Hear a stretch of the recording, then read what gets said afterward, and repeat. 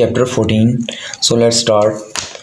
First of all, I will write the example 14.4. So the first of all we read the example 14.4 statement. So statement: a two-lobe rotary positive displacement pump moves 0.45 centimeter cube oil in area SAE motor, lobe volume in a figure A. This is a figure A. So this is the lobe. ये आपको lobe given है और ये positive displacement pump और positive displacement pump में ये आपको lobe given है और हमें उसने कहा है कि आपने ये पंप जो आपको गिवन है डायग्राम में इसका आपने वॉल्यूम फ्लो रेट निकालना है जब आपके पास rotation flow rate 900 rotation per minute हो। इसके लिए हमें वॉल्यूम फ्लो रेट की रिक्वायरमेंट है। So let's start solution. First we have to write the formula. What is the flow rate? How to find the flow rate in a PD pump? So now formula is volumetric flow rate is equals to rotation flow rate into closed volume over number of rotations.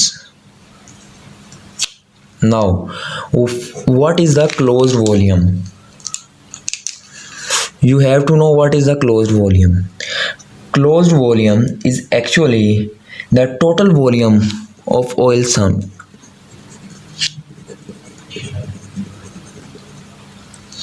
So in this diagram you have to know what is the total volume. How many lobes are given? Two lobes. First lobe and second lobe.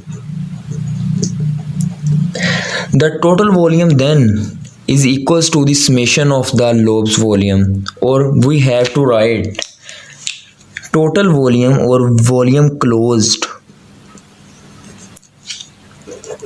is equals to 2 into volume of lobe.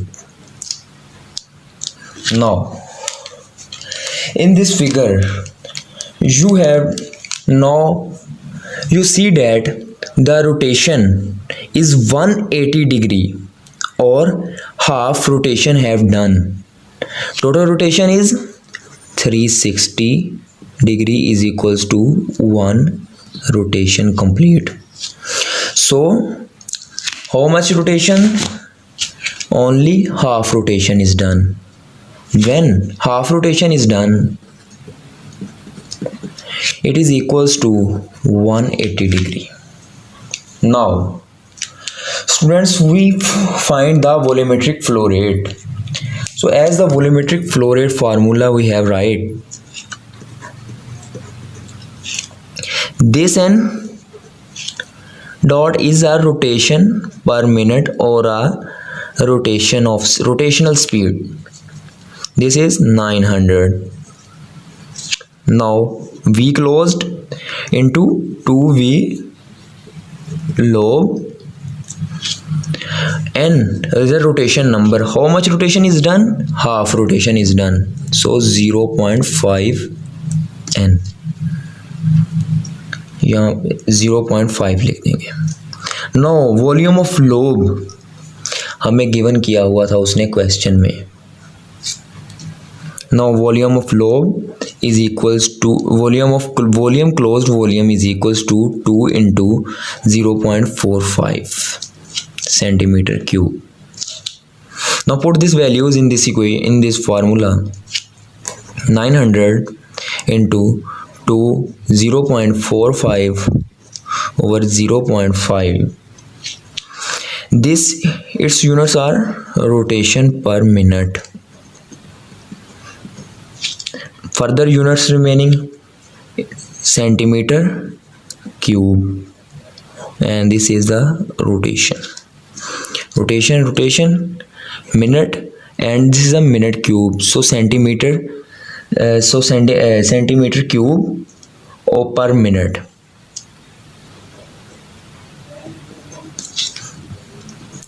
V rotation is, after calculating this, we have find 1620 centimeter cube per minute.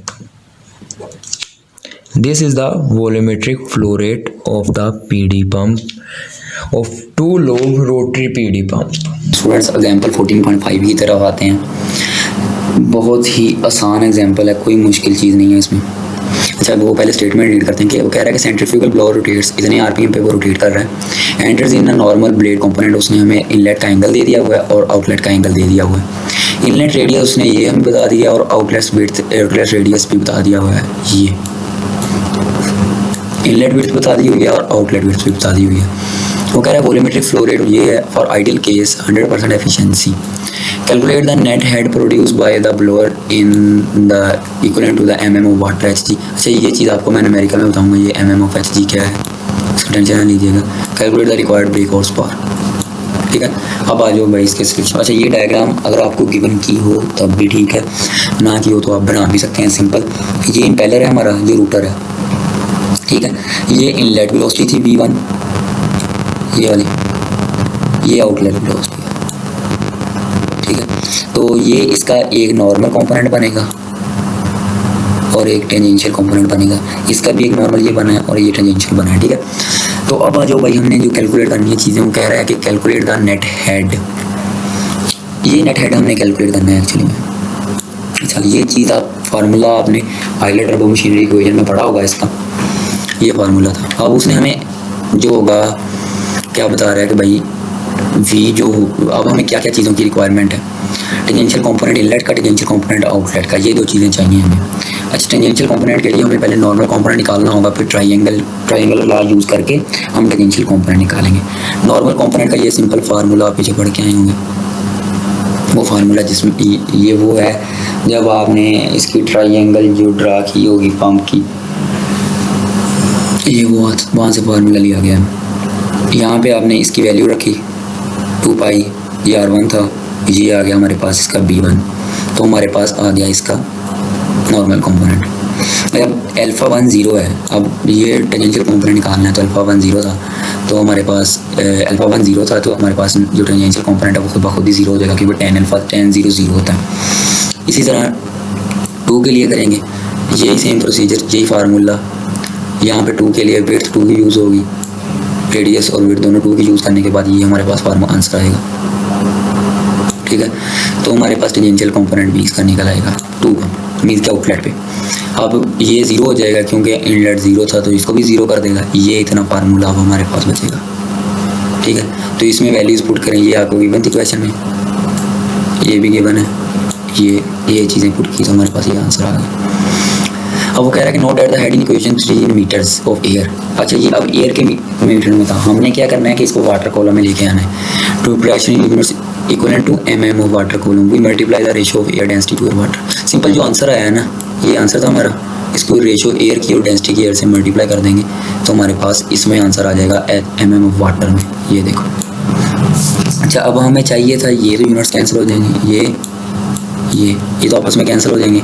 Metre में answer आ रहा था, हमें चाहिए था mm में, तो हमने mm of water चाहिए था, तो हमने mm से मल्टीप्लाई किया और 1 mm 1000 mm 1 मीटर के बराबर होता है, तो इससे किया तो ये आंसर आ गया। अब आ जाओ भाई, इक्वेशन वो बता रहा है कि ब्रेक हॉर्स पावर पे, उसने सेकंड पार्ट में कहा था कि ब्रेक हॉर्स पावर फाइंड करो।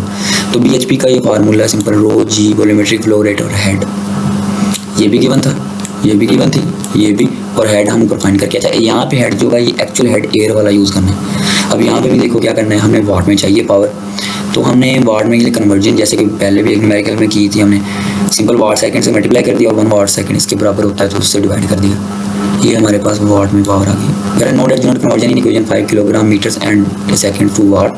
This conversion term to our useful turbo machinery calculation, the actual net head level to the air will be lower than the predicted due to inefficiencies.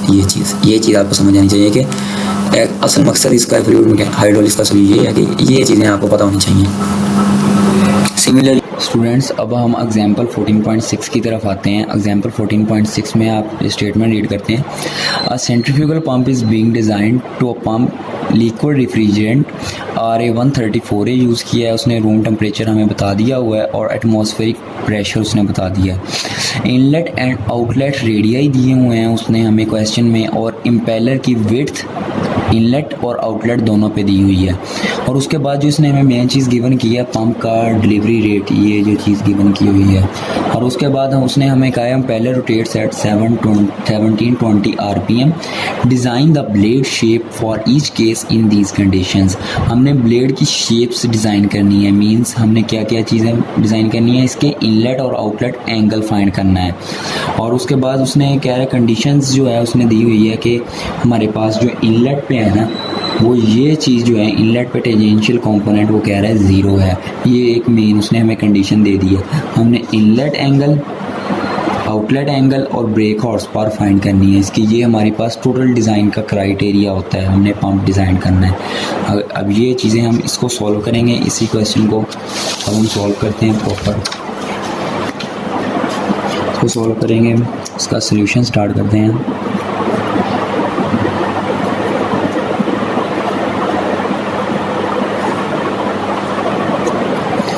तो सबसे पहले तो हम ब्रेक हॉर्स पावर की तरफ आते हैं, क्योंकि उसने हमें हर चीज़ गिवन की हुई थी, तो हम सिंपल ब्रेक हॉर्स पावर की तरफ आते हैं। ब्रेक हॉर्स पावर का फार्मूला जो होगा वो आप सबके सामने हम लिखते हैं यहाँ पे। सबसे पहले BHP, आप पहले भी जो पिछले एग्जांपल में भी जो हमने लिखा था वही था, आप ये पढ़ के आए होंगे पीछे भी।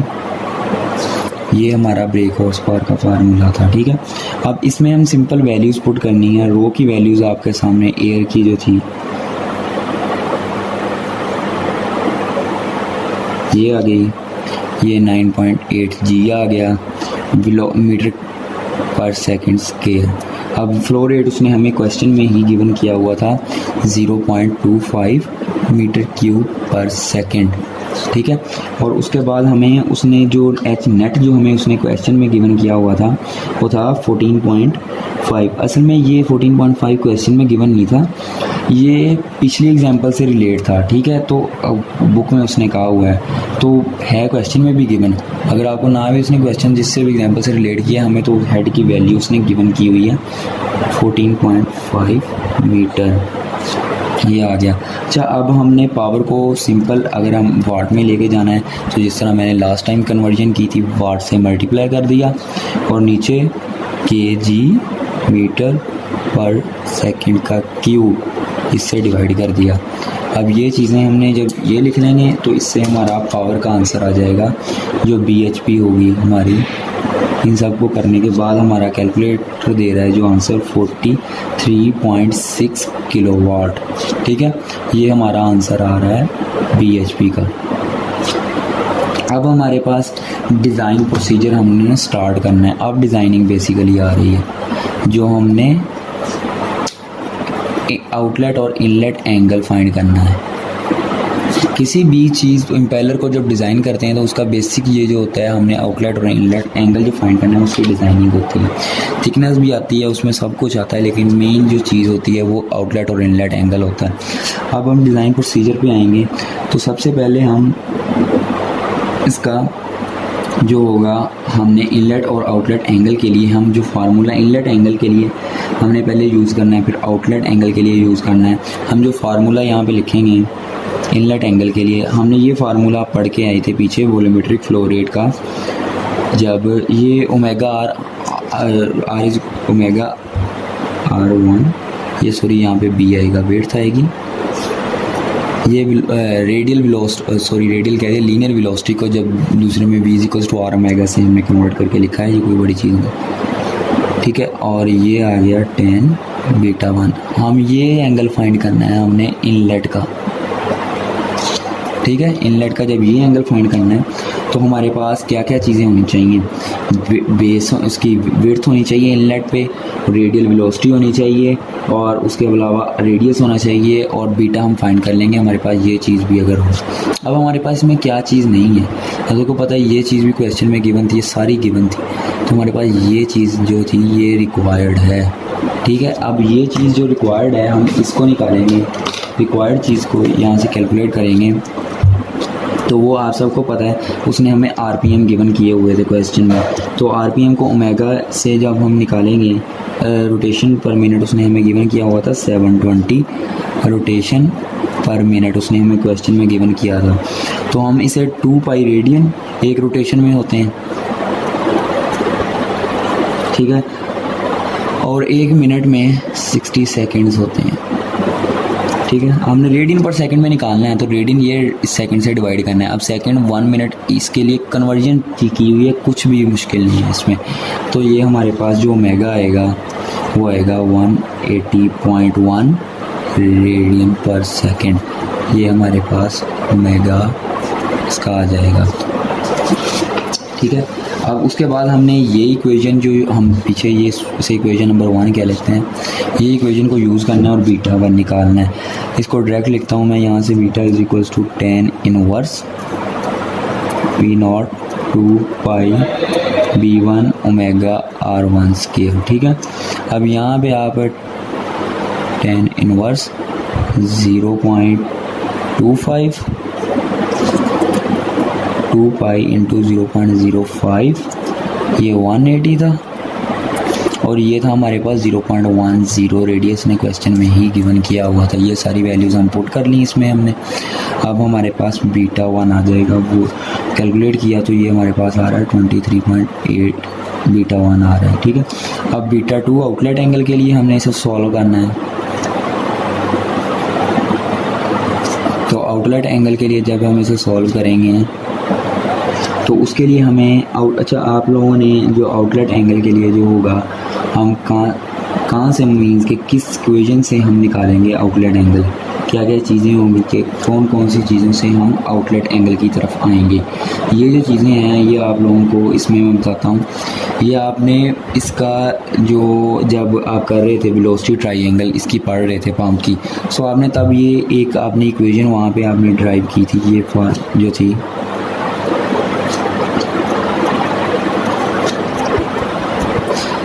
बेसिकली इस इक्वेशन से हमने निकालना है आउटलेट एंगल। इस इक्वेशन को यूज़ करना है और इस इक्वेशन से हमने आउटलेट एंगल निकालना है।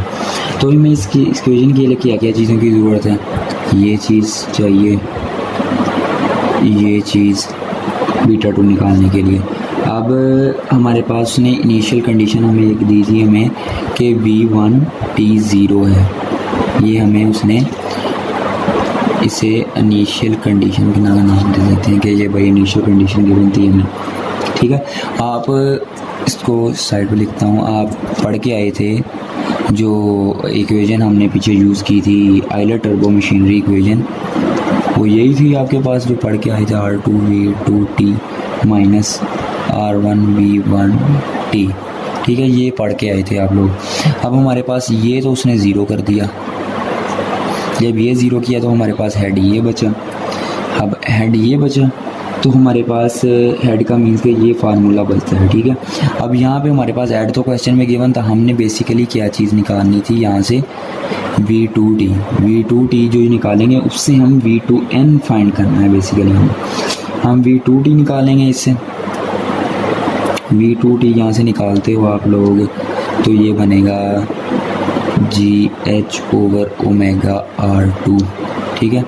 और यहाँ पे आप इसकी वैल्यूज़ पुट करो 9.81, H उसने हमें 14.5 कहा था, ओमेगा हमने पीछे निकाला था वो था 180, और ये बात हमारे पास 0.108 R2 था। V2T आ गया हमारे पास 4.390 मीटर पर सेकंड, ये हमारे पास आ गया, इससे आपने कैलकुलेशन की। उसके बाद आता है कि हमने V2T निकाल लिया, अब हमें V2N चाहिए। V2N जो निकालना है, आपने पीछे एक फार्मूला पढ़ा होगा जो पीछे ही हम जिसको फ्लो रेट वाला जो फार्मूला हम यूज़ करते आ रहे थे, ये देखें, उसके लिए हम V2N आउटलेट पे जो फ्लो रेट का जो फार्मूला था वो यही था क्या, यही फार्मूला हम पीछे पढ़ के आ रहे थे। तो हम यहाँ से V2N निकालते हैं तो ये फार्मूला इसमें बन जाएगा। जब ये फार्मूला आएगा तो ये 2 पाई 0.180 इंटू 0.03, तो V2N निकालो आप लोग, ये निकलता है 373.68 मीटर पर सेकंड। ये आपके पास V2N आ गया। अब V2N आ गया हमारे पास, हमें क्या क्या चीज़ें रिक्वायर्ड थी एंगल के लिए वो चीज़ें आप देख लो एक बार। V2N आ गया, ओमेगा भी है, ओमेगा R2 भी है, V2T भी आ गया। ये अब हमने डायरेक्ट एंगल निकालना है इससे कि एंगल हमारे पास आया कि एंगल क्या आ रहा है। एंगल का फार्मूला जो था हम यहाँ से लिखते हैं ऐसे β2 tan इनवर्स जो आएगा हमारे पास tan इनवर्स। अब ये यहाँ से हमने इसको बदलना है, मीन्स के tan बीटा के फार्मूले में लेके आना है। ये बनेगा V2N over omega R2 minus V2T, ठीक है। β2 अब हमारे पास जो आ रहा है ये β2 आएगा हमारे पास। यहाँ पे सबकी वैल्यूज सिर्फ पुट करनी है आप लोगों ने। V2N जो है हमारे पास वो क्या निकला था हमारे पास, ये निकला था हमारे पास 73.68, ठीक है। और नीचे हम ओमेगा हमारे पास 180 था, R2 हमारे पास 0.180 था और माइनस था, और ये V2T हमारे पास क्या आ रहा था ये, ठीक है। आप लोग यहाँ पे इसे पुट कर देते हैं तो हमारे पास अब ये चीज़ जो होगी इससे हमने निकालना है एक्चुअली में। β2 जो हमारे पास निकलेगा, β2 अब आएगा हमारे पास 14.7 डिग्री। ये हमारे पास आउटलेट एंगल आ गया।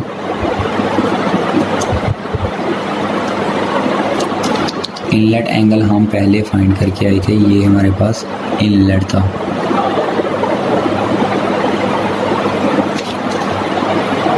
ये हमारे पास इनलेट था।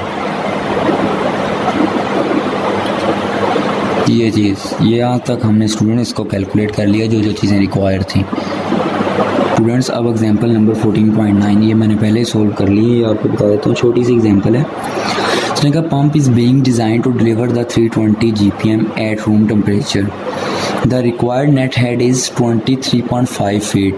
उसके बाद वो कह रहा है कि it has already be determined that the pump shaft is to rotate at 1170 RPM। Calculate the pump specific speed in both normalised and the US customary units for which pump is suitable. ठीक है, अब आपने ये चीज़ें find करनी है। अच्छा, हमने फाइंड इसमें बेसिकली दो चीज़ें करनी है। आपने US यूनिट्स में उसकी स्पेसिफिक स्पीड और नॉर्मलाइज यूनिट्स में उसमें स्पेसिफिक स्पीड। US यूनिट्स में उसने स्पेसिफिक स्पीड जो उसका फार्मूला गिवन है सिंपल, और हमने नॉर्मलाइज्ड में कैसे जाना है, ये असल में ये कन्वर्जन रेशो है, ये कन्वर्जन रेशो, ठीक है। ये कन्वर्जन रेशो को आपने यूज़ करते हुए ना उसमें जाना है। तो जब इसको यूज़ करेंगे, इसको यूज़ आप, ये असल में आपकी एग्जांपल जो है बुक में जो है ना गिवन, उसके शुरू में भी आपको गिवन किया हुआ है, पीछे कन्वर्जन रेशोज़ हैं, लेकिन आपने ये वाला यूज़ करना है।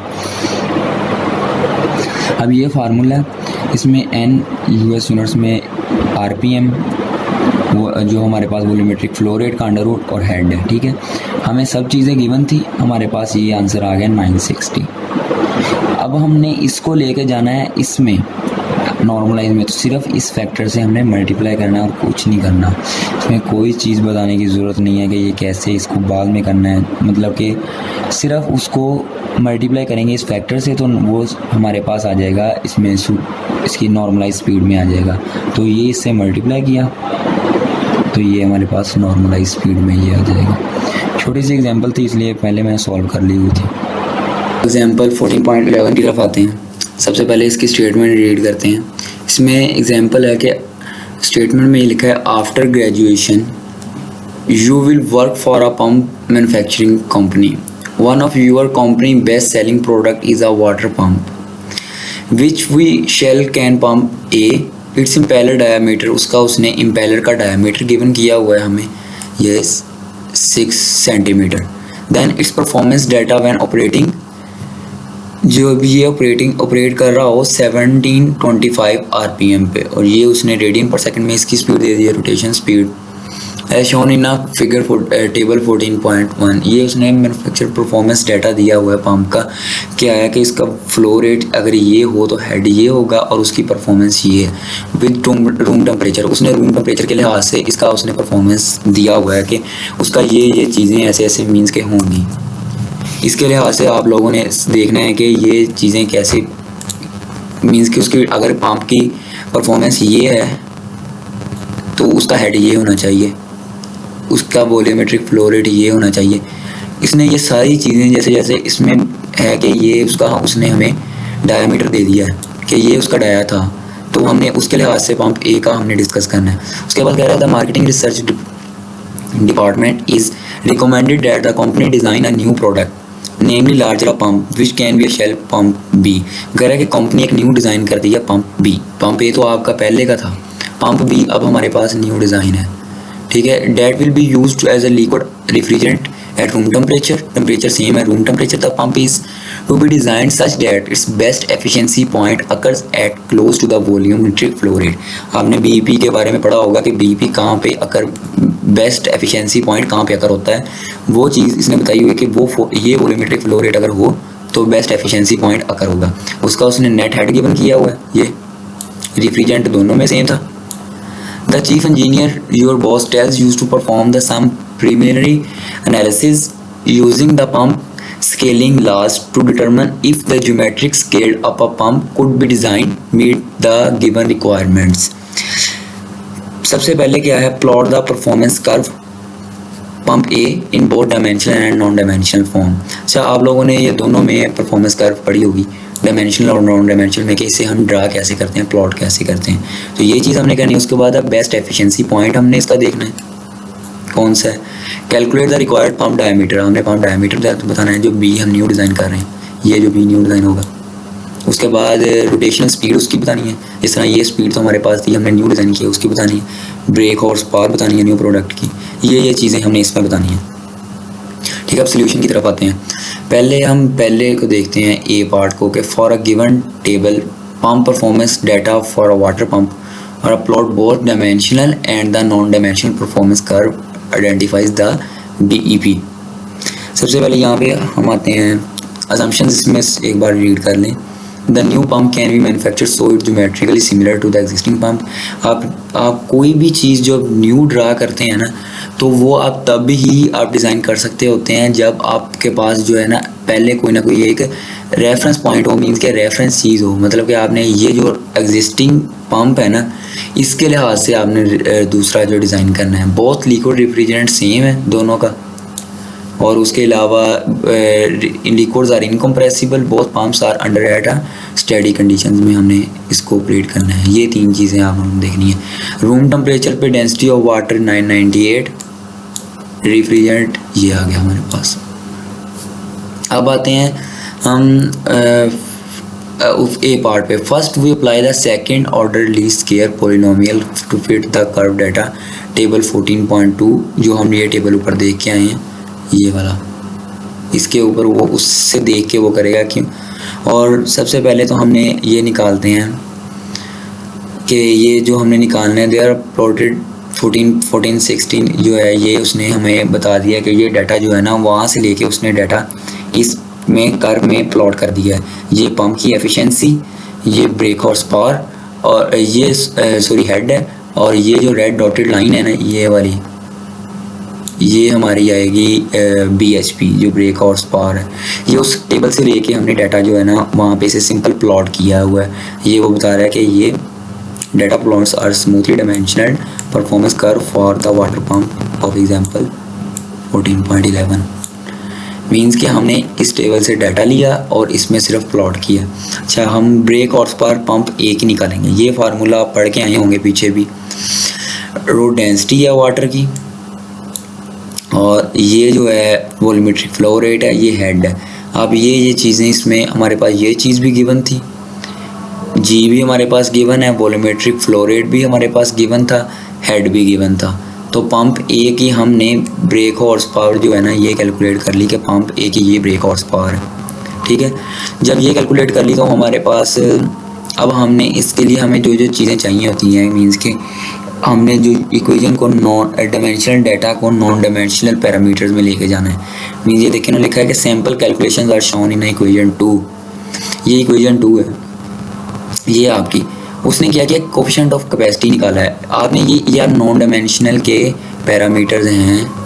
एक ये था कोफिशिएंट ऑफ कैपेसिटी कोफिशिएंट था, और कोफिशिएंट ऑफ ये फ्लो रेट था, और ये कोफिशिएंट ऑफ पावर था। ये नॉन डायमेंशनल के पैरामीटर्स हैं टरबाइन के पंप के लिए। सॉरी, आप ये पीछे नॉन डायमेंशनल फॉर्म पढ़ के आएंगे। ये सिंपल वहाँ से फार्मूले प्लॉट करने हैं हमने, और उसमें वैल्यूज़ पुट करनी है। इसका वॉल्यूमेट्रिक फ्लो रेट हमें गिवन था 500 सेंटीमीटर क्यूब पर सेकेंड, ये भी हमारे पास गिवन था ओमेगा, और डायमीटर भी हमारे पास गिवन था। तो हमारे पास कैपेसिटी कोफिशिएंट आ जाएगा। इसी तरह जब हेड कोफिशिएंट की बारी आएगी, अब हेड कोफिशिएंट के लिए करना है तो हमारे पास जी एच ओमेगा डी, ये तीनों चीज़ें हमारे पास गिवन हैं। तो हमने ये चीज़ें वैल्यूज़ में पुट करनी है। Now find the power coefficient at A, ये हमने इस पे पावर कोफिशिएंट फाइंड करना है हम पहले पंप के लिए। जब वो करेंगे हम CP का ये फार्मूला है हमने जो पीछे ड्राइव किया था वो ये इसमें पुट कर दिया। अच्छा, ये जो थी परफॉर्मेंस कर्व थी, ये डायमेंशनल एनालिसिस था, ये हमारे पास था। ये तो सिंपल हमने यहाँ से देखा डाटा और पुट कर दिया इसमें। लेकिन अब ये जो चीज़ें थी, अब नॉन डायमेंशनल की आपने पीछे पढ़ा होगा कि आपने कैसे परफॉर्मेंस कर्व बनानी है, ड्रा करनी है। ये एक बार यहाँ से भी रीड कर लेते हैं।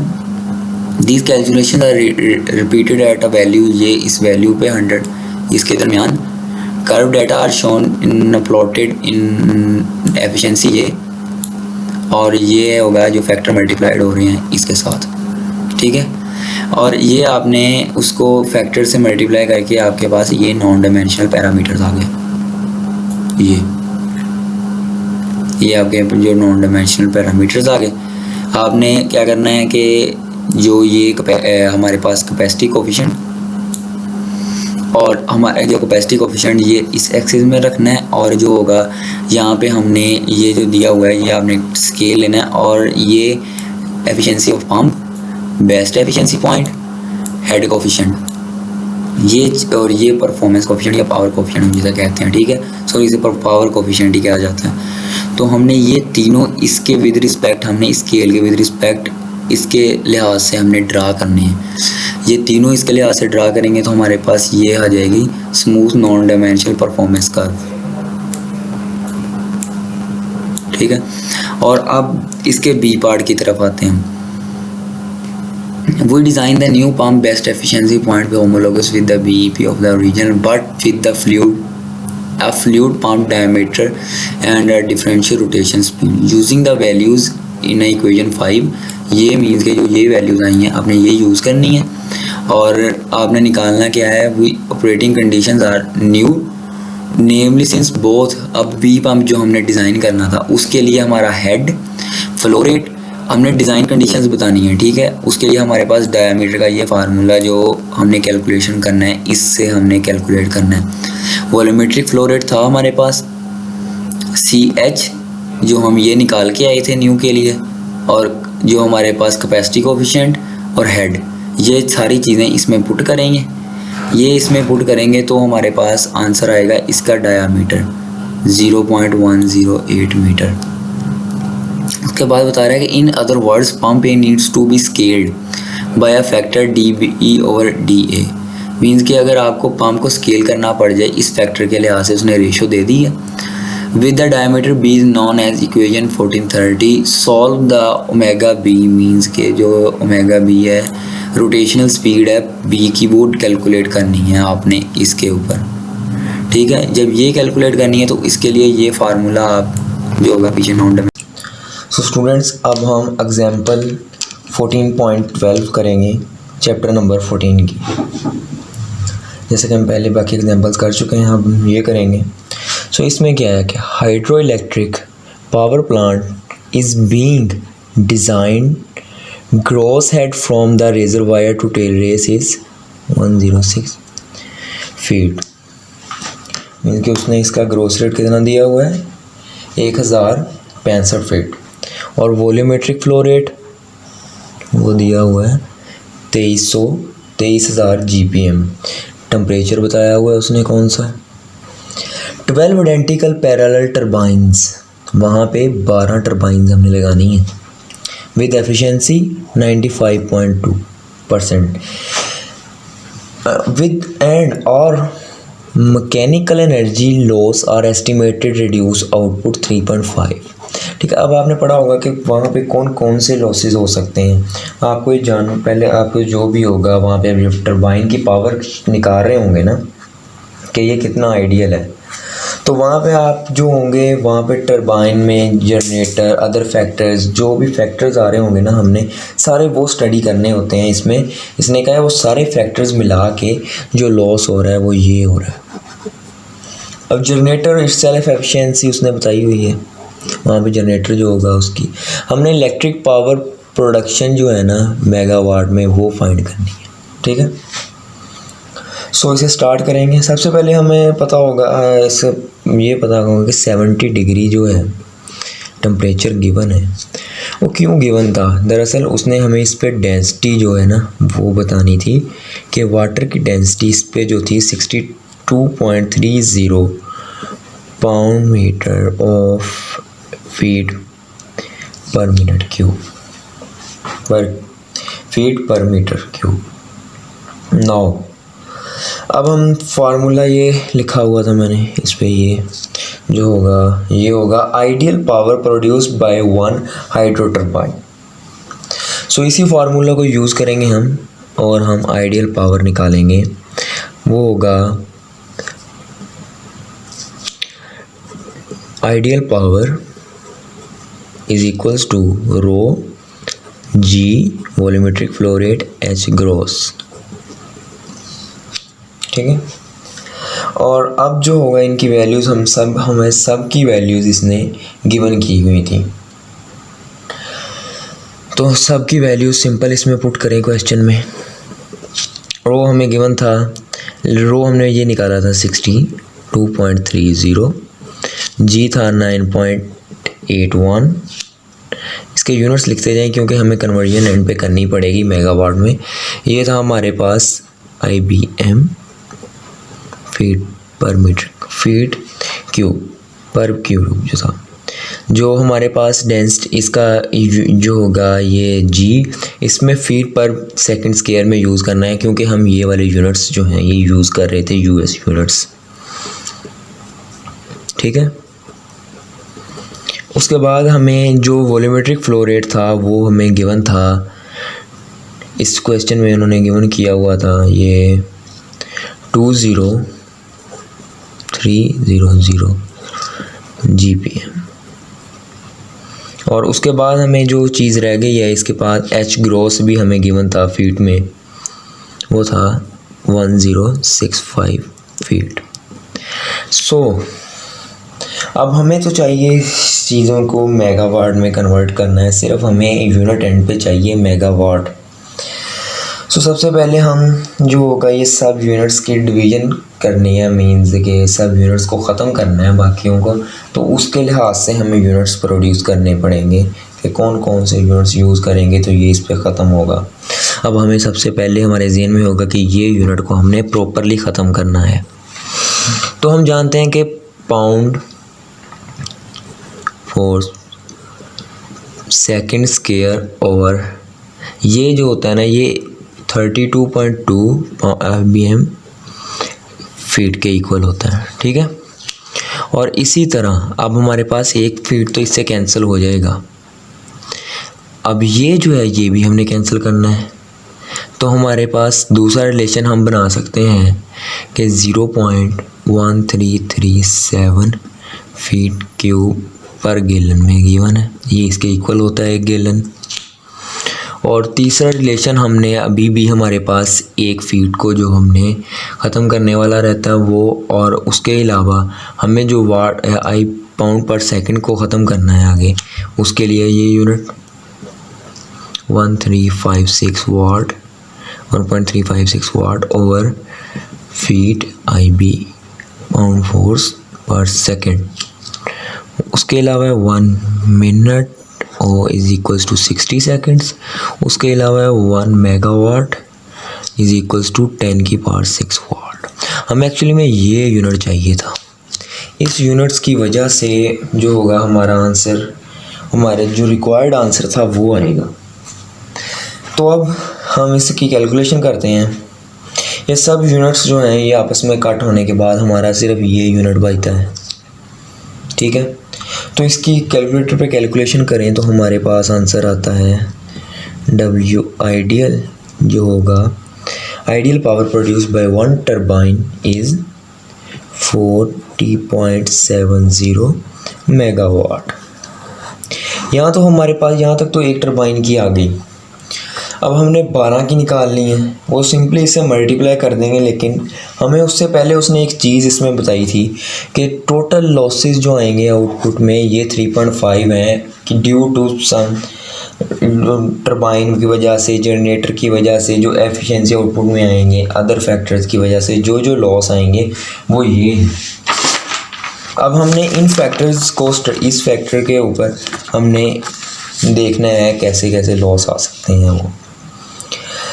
अच्छा, अब हमारे पास जो होगा जो इलेक्ट्रिकल निकालना है हमने, मीन के जो लॉसेस के बाद वाला है वो किसके, लॉसेस से पहले ये आइडियल था हमारे पास,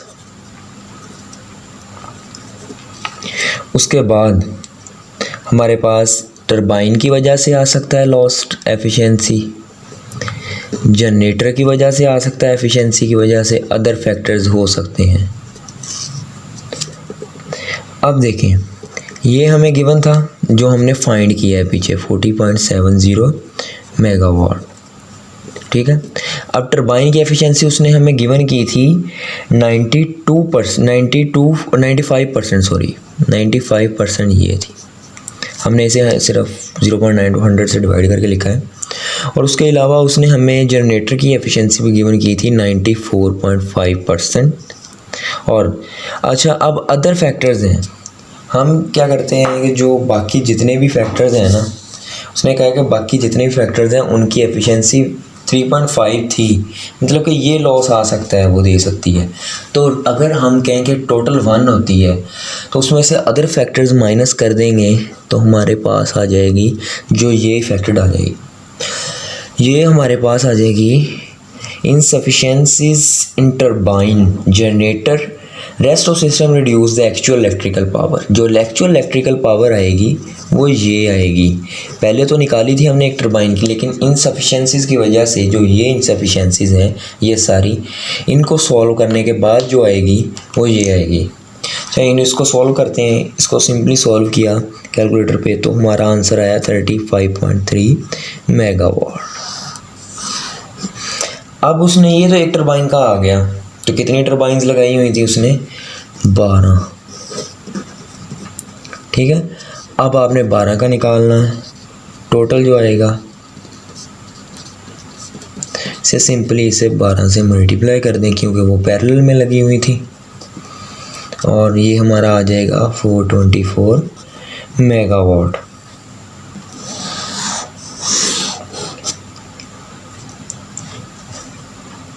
ये हमारा क्वेश्चन इस तरह, ये 14.12 एंड होता है यहाँ पे।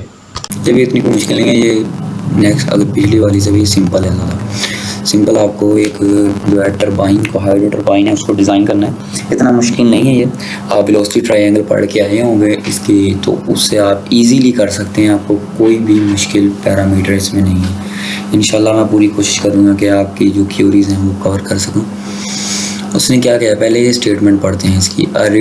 A retrofit Francis radial flow hydro turbine is being designed to replace a old turbine in a hydroelectric dam.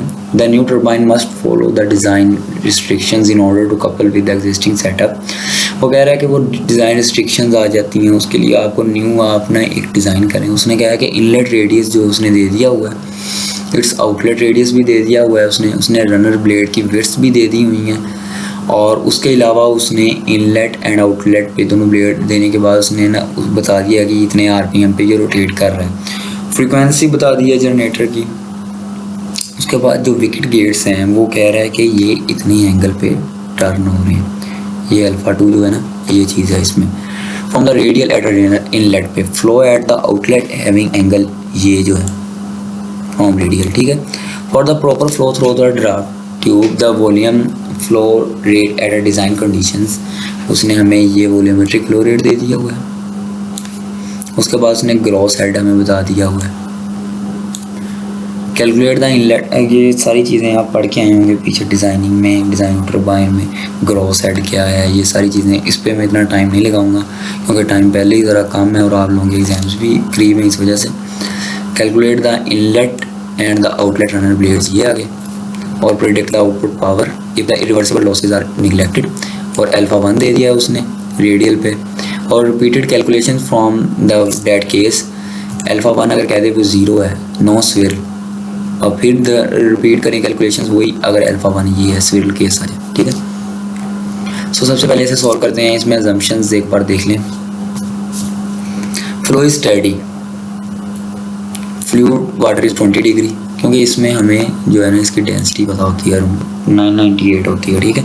उसके बाद the blades are negligible irreversible losses, sorry the blades are infinitesimally thin, बहुत ज़्यादा thin थे। और उसके बाद flow is everywhere tangent to the runner blades, we need to neglect the irreversible losses, ठीक है गया। उसके बाद ये जो डेंसिटी है ये वही है जो पिछले केस में थी, ठीक है। अब आएंगे हम इसके बेसिक एनालिसिस पे। अच्छा, वो कह रहा है कि we solve the normal component of the velocity at using the, अच्छा सबसे पहले आपने क्या करना है, ये वेलोसिटी ट्रायंगल आपने ड्रा कर लेनी है। ये हमारा जो था ये एक हमारा रोटर जिसे हम रनर कहते हैं, ठीक है, और ये जो हमारा इनलेट और ये आउटलेट पे था, ठीक है। आपने क्या करना है, ये सारी वेलोसिटी ट्रायंगल आप इजीली पढ़ के आए थे कि ये कैसे कैसे ड्रा होनी है, वेलोसिटी का कौन सा कंपोनेंट कहाँ पे लगना है, और बीटा 1 और बीटा 2 रनर ब्लेड्स के एंगल क्या है, वो सिंपल। इसने डायरेक्ट आपको अगर ये आती है तो आप इसे ड्रा करके कर सकते हैं। अगर आपको नहीं भी, अगर आपने ये फार्मूला आपने जितने भी हैं ये सारे आपने मेमोराइज़ किए हैं, आप में सकता है कि आप मेमोराइज़ कर सकें तो ठीक है भाई, आप मेमोराइज़ करके इसे सॉल्व कर सकते हैं। ये वही फार्मूलाज हैं जो पंप के लिए तकरीबन क्लियर उसी तरह के बनेंगे, सिर्फ एंगल्स का फ़र्क आता है थोड़ा बहुत, और वेलोसिटी का जो आउटलेट वहाँ पे था वो इनलेट बन जाता है, थोड़ा बहुत चेंजिंग आती है। अब आपने क्या करना है, ये जो थी वॉल्यूमेट्रिक फ्लो रेट, ये देखें आपको गिवन था ये, ठीक है, ये वॉल्यूमेट्रिक फ्लो रेट आपने लगा दिया 2 पाई, और ये R2 भी आपको गिवन था ऊपर, और ये B भी थिकनेस भी गिवन थी। ये दोनों पैरामीटर्स आपको ये देखें, R ये अल्फा था, सॉरी ये R1 और B1 और B2 और ये R2 था, ठीक है। ये सारे पैरामीटर्स आपको गिवन थे, तो आपने पुट किया, उसका नॉर्मल कंपोनेंट हासिल कर लिया, ठीक है। जब नॉर्मल कंपोनेंट हासिल कर लिया तो टेंजेंशियल कंपोनेंट आपने, जब ये ट्रायंगल उसमें भी आपने जिस तरह हमने उसमें किया था पंप के केस में, यहाँ से आप ट्रायंगल उठाई सिर्फ, और क्या आपने क्या करना है यार, ये देख लें आपको, मैं यहाँ से क्लियर कर देता हूँ। ये अगर सपोज आपका आउटलेट, ये इनलेट फेस था आपका, ठीक है। आपने क्या करना है, अगर ये देखिए नॉर्मल कंपोनेंट ये किसी एक एंगल पे सपोज लग रहा है, मैं आपको ड्रा करके बताता हूँ कि अगर ये जो नॉर्मल कंपोनेंट है ये V है, ये किसी एंगल पे एक बनी कर रही थी, अब ये आ गया इसका नॉर्मल कंपोनेंट और ये आ जाता है इसका टेंजेंशियल कंपोनेंट, ठीक है। और नॉर्मल कंपोनेंट ये था और ये हमारे पास V था, ठीक है, इनलेट थी। तो हमारे पास अगर ये इनलेट थी तो यहाँ पे जो एंगल बन रहा था वो हमारे पास था अल्फ़ा, सपोज ये इनलेट के लिए था तो अल्फ़ा 2 आ गया। सो ये राइटिंग वगैरह सही नहीं हो रही, तो अल्फ़ा आ गया, ठीक है। अब यहाँ से आपने खुद देख लें, ये अगर हमारे पास नॉर्मल था तो ये टेंजेंशियल था।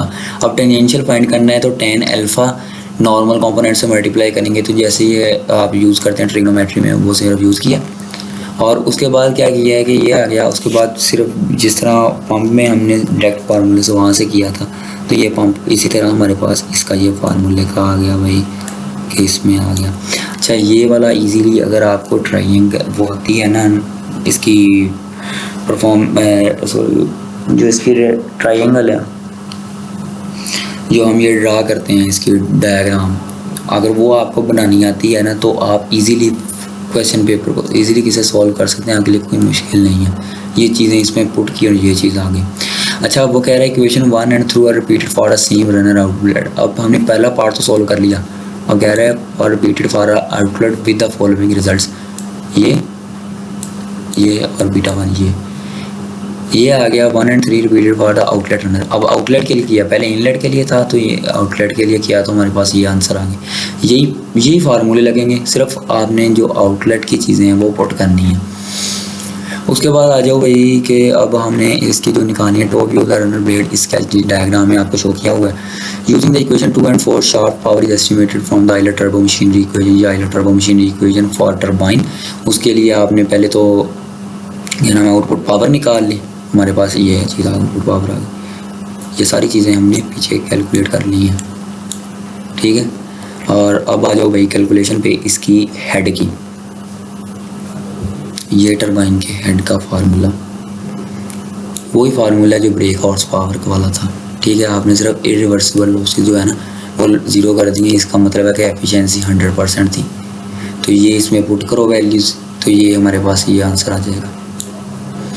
उसके बाद बी पार्ट पे तरफ आ जाओ। कह रहा है when we repeat the calculation with no swirl mean के अल्फा 1 0 है, तो ट्रेलिंग एज जो होगा और रिड्यूसेस टू वो इतने एंगल पे, ये वाला सॉल्व हमने उसने डायरेक्ट वाला कैसे लिख दिया। ये आपने करना है ये है कि अल्फा 1 0 रखना है, इसके सारी चीज़ें निकाल लेनी है, बीटा भी निकाल लिया, ये भी निकाल लिया, सारी चीज़ें निकाल ली। वो कह रहा है कि ये है जी, ये बीटा था, ये आ गया। आउटपुट पावर भी निकाल लिया अल्फा 1 से, जो भी आंसर आ रहा है वो ये आ गया। इसने डायरेक्ट चीज़ें लिखी हुई हैं, कुछ भी नहीं है, वो सिर्फ वही चीज़ें हैं, बस अल्फा 1 ये रख के करना है। अब दूसरा केस आ जाओ कि भाई रिवर्स व्हील की तरफ आ जाओ। जब रिवर्स व्हील की तरफ आप लोग आओगे तो उसकी ये चीज़ें आ जाएंगी। उसने -10 दे दिया हुआ एंगल, माइनस बता रहा है कि रिवर्स है, ये आ गया। सिर्फ ये चीज़ें आ गई, उसने ये चीज़ देख लें। वो कह रहा है कि you can see that both BHP and H increases with the decreasing alpha 1। ये अल्फा 1 डिक्रीज में और ये BHP। इस कर्व से आप एज्यूम करें, ये आइडियल केस बताया हुआ है वैसे उसने, कि BHP और जो हेड है ना बहुत इंक्रीज़ कर रहे हैं जैसे जैसे ये डिक्रीज़ करना शुरू हो रहा है। ये देखें, ये इस तरफ जा रहा है तो ये डिक्रीज़ कर रहे हैं। तो इसमें आई थिंक और कोई चीज़ नहीं थी बताने वाली। अच्छा, ये चीज़ इसमें बताया है उसने, ये चीज़ एक बार देख लें उसमें। Thus, in a swivel case for a part C is clearly impossible, since that the predicted head is required to be greater than a H gross. Keep in mind this preliminary design in which the neglecting irreversibilities, the actual output power will be low and the actual required net head will be higher than the values of predicted here. इस वजह से ये जो होगा reversible वाला वो बता रहा है, सॉरी रिवर्सिबल वाला नहीं, रिवर्स व्हील वाला वो बता रहा है कि ये एप्लीकेबल नहीं हो सकता। तो स्टूडेंट्स ये यहाँ पे एग्जांपल इसकी क्लियर होती है। ये एवरेज जो wind speed at HWT wind farm, कोई है हार्ट फार्म जो भी उसने कह दिया कि ये सॉरी कि उसमें ये बता रहा है कि भाई उसमें ये स्पीड है उसकी, ठीक है। तो वो ये उसने फिगर में भी शो की हुई है सारी, ये विंड फार्म है हमारा। उसके बाद वो बता रहा है कि उसकी कंबाइंड एफिशिएंसी जो गियर बॉक्स की है ना जनरेटर की, वो ये है 92%। पावर कोफिशिएंट ये बताया हुआ है उसने हमें। और उसका कह रहा है कि ईच टर्बाइन इज प्रोड्यूस, ये पावर प्रोड्यूस कर रहा है electric power when the wind blows at speed पे अगर ब्लो कर रही है। उसने कहा है कि calculate the required diameter of each turbine disk, हमने सिर्फ डायमीटर कैलकुलेट करना है। Take the average air density, ये एयर डेंसिटी वो कह रहा है कि यूज़ करें। और उसके बाद बी पॉइंट में वो कह रहा है कि if 30 of such turbines are being built on a site and an average home on area of consumes approximately 1.5 kilowatt of electric power. Estimate how many homes can be produced by the wind farms, assuming the additional efficiency 96% to account the power line losses. अच्छा, इसमें वो कहना क्या चाह रहा है, ये बता रहा है कि अगर 30 या इस तरह की टर्बाइंस जो हैं बिल्ड कर दी जाएं, एवरेज होम इन कंज्यूम, मतलब कि एक एवरेज होम जो है ना वो ये इतनी पावर कंज्यूम कर रहा है। कह रहा है कि 30 टर्बाइन से कितने घर चल सकेंगे, कितनी, मतलब कि अगर ये कर सकेगा 96% उसकी एफिशिएंसी हो और थोड़ी बहुत अकाउंट कर रहा है वो पावर लाइन लॉसेस की वजह से 96% एफिशिएंसी हो, तो कितने घर चल सकेंगे अगर 30 टर्बाइंस लग जाएँ। तो इसकी assumptions पे आते हैं। सबसे पहले वो assume the power coefficient is 0.1 and combined gear box, ये आ गया एफिशिएंसी इसकी। और वो कह रहा है पावर डिस्ट्रीब्यूशन सिस्टम है एफिशिएंसी 96 वो गिवन की हुई है उसने। और ये पावर एफिशिएंसी जनरेटर की थी, ये टरबाइन की, सॉरी ये गियर बॉक्स की थी। और ये हमारे पास जनरेटर गियर बॉक्स एक ही चीज़ है और गियर बॉक्स जनरेटर था। उसके बाद ये जो एफिशिएंसी थी हमारे पास ये पावर डिस्ट्रीब्यूशन सिस्टम की थी। उसके बाद भाई इसके ऊपर आ जाओ, इसके सोल्यूशन पे हमने जो फाइंड करना है एक्चुअल में ये डायमीटर फाइंड करना है, ठीक है। जब ये डायमीटर फाइंड करना है तो इसके लिए हमारे पास ये फार्मूला है, ये फार्मूला मेमोराइज कर लें, सिंपल, कुछ भी नहीं है मुश्किल इसमें। अच्छा, ये फार्मूला पीछे भी लिखा हुआ है आप लोगों के लिए, ठीक है। उसमें लिखा हुआ है पीछे आपके टॉपिक में विंड टरबाइन वाला, ये टॉपिक अगर आपने रीड किया हो पीछे, ये है यहाँ से लिखा हुआ था, इस टॉपिक में कहीं होगा। अच्छा, आप देख लीजिएगा, टाइम अभी नहीं है इतना, इसमें होगा, वरना आप ये मेमोराइज कर लें सिंपल। इसके लिए क्या क्या चीज़ें चाहिए, ये इलेक्ट्रिक पावर आउटपुट आ गई, जनरेटर एफिशिएंसी आ गई, CP आ गया, पाई रो वॉल्यूमेट्रिक, ये वॉल्यूम आ गया, वॉल्यूमेट्रिक फ्लो रेट आ गया, सॉरी, ठीक है, ये वेलोसिटी है, सॉरी वॉल्यूमेट्रिक फ्लो रेट गलती से बोल दिया, ये वेलोसिटी है बीच में। अब हमें सबसे पहले तो भाई चाहिए कि इलेक्ट्रिक पावर आउटपुट चाहिए, ठीक है। इलेक्ट्रिक पावर आउटपुट का ये फार्मूला है कि actual electric power is reduce in lower than because of gear box inefficiencies. ये तो आपको पता है कि लोअर होगी क्योंकि इनएफिशिएंसीज होती हैं, ये एक्चुअल पावर होगी। ये सबसे पहले आपने पहले स्टेप में करना ये है कि ये आपने रोटर शाफ्ट की पावर निकाल लेनी है इस फार्मूले से, ये वाले फार्मूले से, ठीक है। उसके बाद आपने क्या करना है कि ये इलेक्ट्रिक आउटपुट शाफ्ट की जो पावर है ना, ये जो होगी ये इस फार्मूले को यूज़ किया है और ये फार्मूले को यूज़ करते हुए आपने निकालना है। फिर हमारे पास उसने इसकी वैल्यूज़, इसकी उसके बाद जो इलेक्ट्रिक आउटपुट पावर की वैल्यू आएगी वो यहाँ पे रखनी है आपने। उसके बाद जनरेटर की एफिशिएंसी ये है, CP जो होगा परफॉर्मेंस वो ऊपर गिवन था, ये रो भी गिवन थी, ये वेलोसिटी भी गिवन थी हमें जिस पे वो कह रहा है मूव कर रहा था, ये हमारे पास डायमीटर आ जाएगा। अब आज जो भाई कि वो कह रहा था अगर 30 मशीन्स लगा दी जाएँ इसके लिए, सबसे पहले तो जो हमारे पास पावर होगी उसको 30 से मल्टीप्लाई कर दो, ये हमारी टोटल पावर होगी कि वो इतनी पावर दे रहा होगा टोटल, ठीक है। अब ये है कि अगर टोटल पावर है वो कह रहा है 96% एफिशिएंसी है, उससे मल्टीप्लाई करोगे तो हमारे पास एक्चुअल पावर ये आ जाएगी। असल में पावर को इतनी दे रहा होगा ये है फॉर आइडियल केस, ये है रियल केस, पावर लॉसेस के बाद उसकी एफिशिएंसी से मल्टीप्लाई करने के बाद आ रहा है। कह रहा है कि एवरेज होम में, एक होम में एवरेज कंज्यूम कर रहा है, एक घर ये कंज्यूम कर रहा है कितने वाट। उसके बाद वो पूछा कि कितने घर हैं उससे चल सकेंगे, ये फार्मूला उसके लिए बनेगा efficiency turbine system, number of turbines जितनी यूज़ की हैं और एक जितना मीन्स के उसने यूज़ किया है, ये इलेक्ट्रिक टोटल आउटपुट थी। मीन्स के ये दोनों चीज़ें तो आपने पहले आपस में, ये जो चीज़ थी हमारे पास 30 टर्बाइंस थी, ये एफिशिएंसी थी टर्बाइंस, और ये हमारे पास जितनी वो पावर दे रहा था, ठीक है। तो आउटपुट पावर थी सॉरी टर्बाइन की, तो उसको हमने जितनी एक घर कंज्यूम कर रहे हैं ना उस पर हमने भाई इसको डिवाइड कर दिया, तो हमारे पास ये इसके होम्स आगे भाई ये इतने घर चल सकते हैं 30 टर्बाइन से। इसमें we give the final answer to the significant digit, so we can not expect any better than that. Warm winds are size larger being constructed throughout the world. ये डिस्कशन थी इसकी, छोटा सा numerical. इसमें आपने basic यार ये formula जो है ना ये आपने याद कर लेना है, इससे आपको ज़्यादा कुछ क्लियर हो जाएगा। सो ये न्यूमेरिकल भी क्लियर हो गया। रहमानिर्रहीम।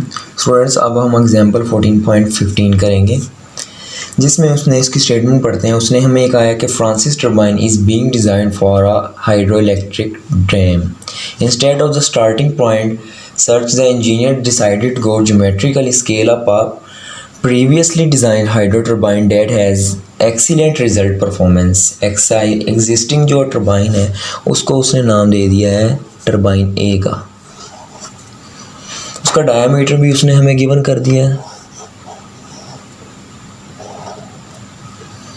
और उसके अलावा उसने हमें उसके स्पिन्स भी गिवन कर दिए हैं, जो रेवोल्यूशन पर मिनट में उसकी रोटेशन क्या थी ये रेडियन सेकंड में आगे गिवन किया हुआ है। उसके बाद क्या है कि उसका बेस्ट एफिशिएंसी जो पॉइंट है मींस उसकी बेस्ट एफिशिएंसी है वो इस वॉल्यूमेट्रिक फ्लो रेट पे थी और उसका ये हेड भी हमें गिवन है, ब्रेक हॉर्स पावर भी उसने हमें उसकी दी हुई है।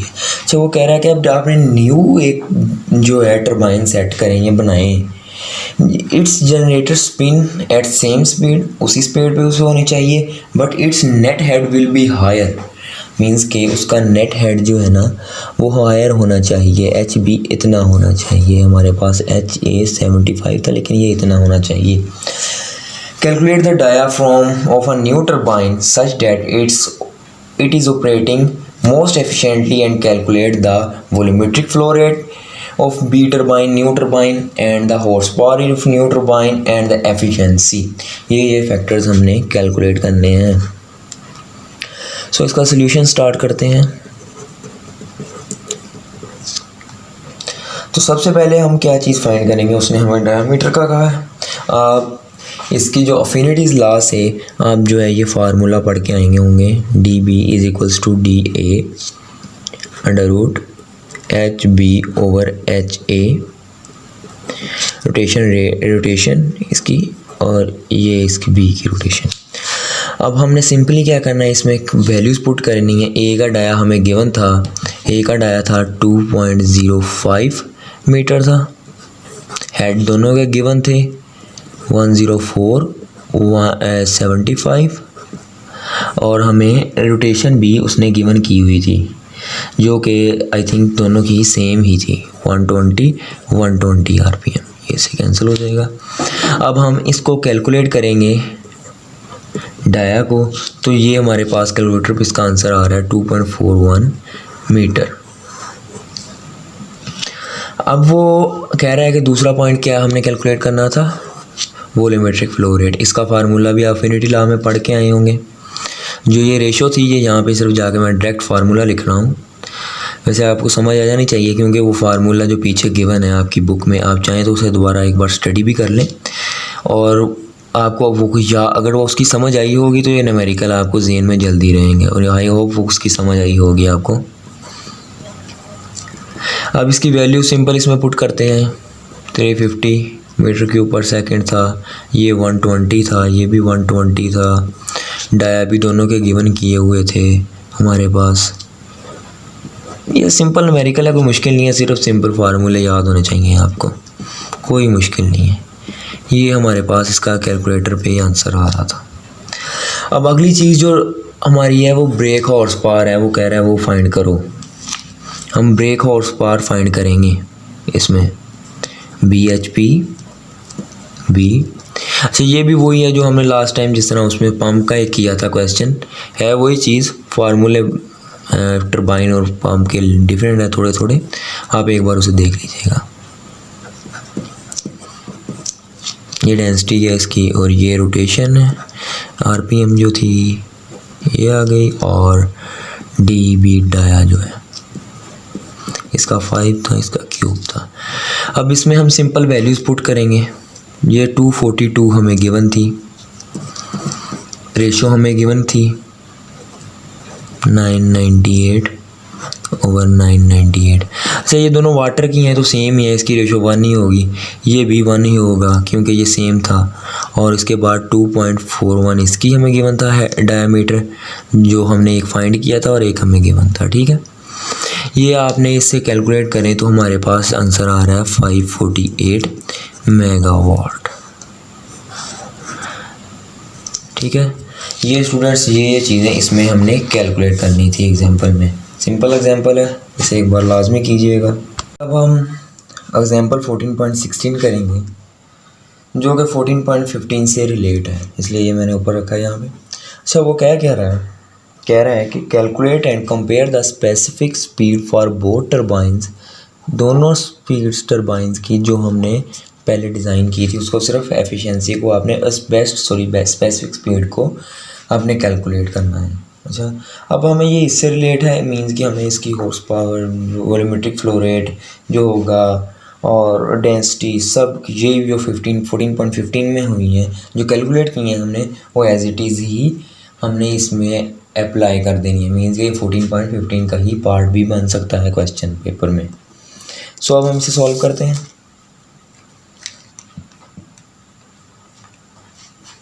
सॉल्यूशन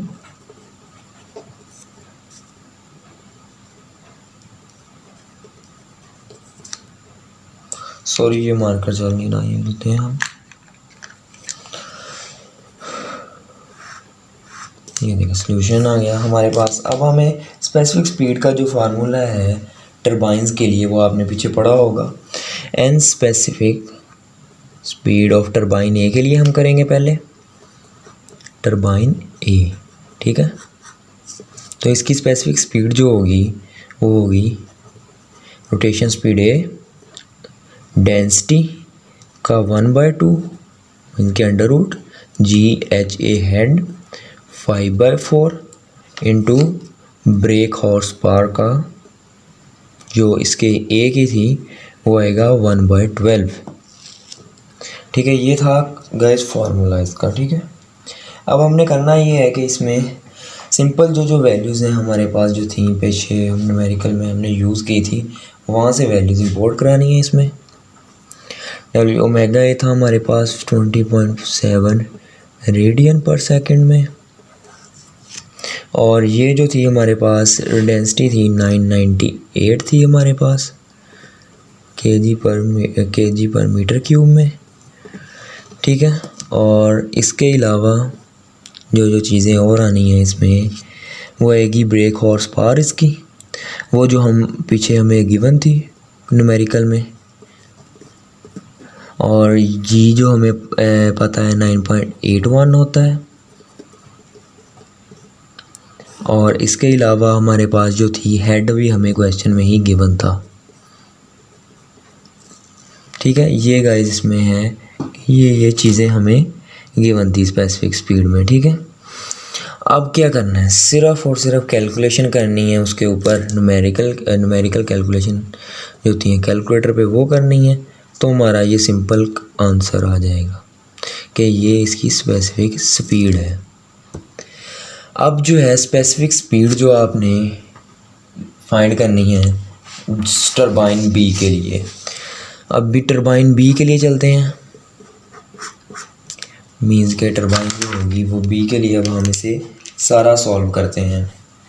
टरबाइन बी में ये कैसे कैसे काम करेगा, कुछ भी डिफरेंट नहीं है, वही फार्मूला है, सिर्फ टरबाइन बी की चीज़ें इसमें पुट कर देनी है। ये ए था, ये बी आएगा, यहाँ पे डब्ल्यू बी आएगा, बी एच पी बी आएगा,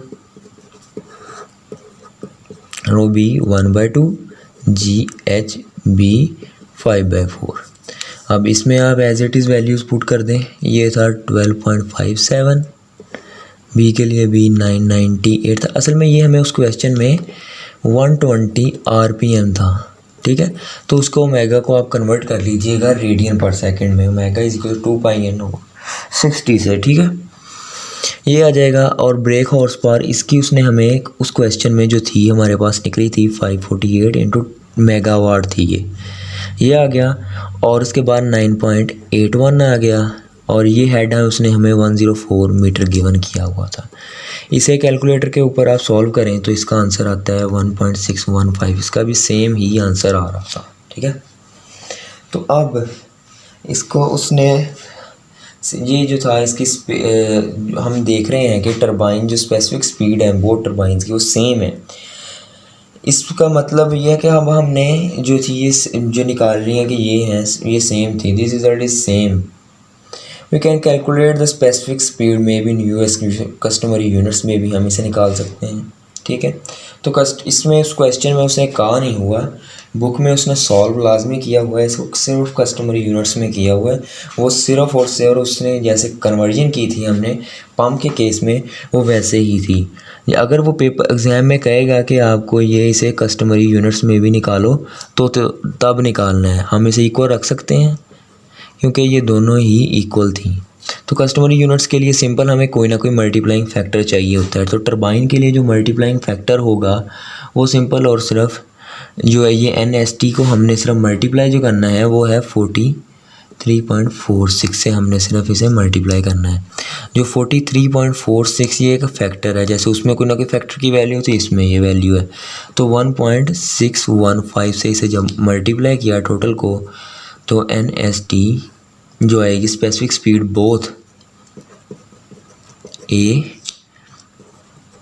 एंड B के लिए। ठीक है, ये जो आएगी इसका आंसर आ रहा है 70.2। ये आ गया हमारा स्पेसिफिक स्पीड।